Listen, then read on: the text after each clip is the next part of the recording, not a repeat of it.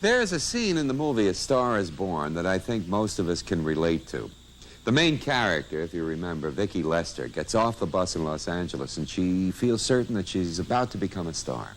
The first thing she does is to visit Grauman's Chinese Theater, where she steps into the footprints of some of the great Hollywood actresses just to see how it feels. And there's a little Vicki Lester, I think, like Walter Mitty, in all of us. If you love the Hollywood of the 30s and 40s, I'm sure you have at one time or another fantasized about what it would be like to be a star in that golden, wonderful era. You might imagine yourself stepping out of a limousine, waving at thousands of cheering fans, and strolling into a theater where your name is right up there in lights on the marquee. And then you hear some deep-throated announcer broadcast your name and the person that you're walking along with. For most of us, dreams of Hollywood stardom will probably remain just that, dreams.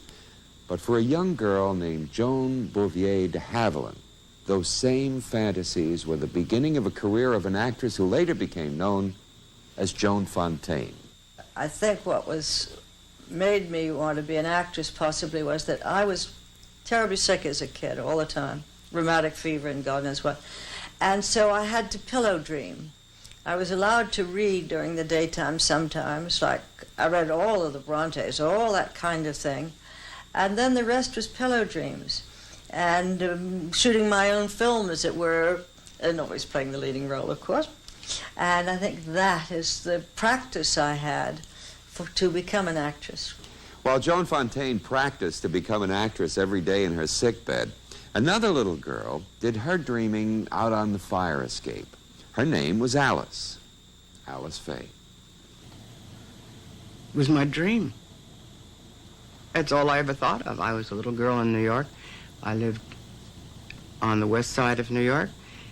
I had my very own fire escape that I loved and sat out there with my dog, and that's all I ever dreamed of. I thought it was my penthouse and I was going to be a big movie star, and that was it. I knew I could sing and I knew I could dance and I was going to wear beautiful clothes, and it happened.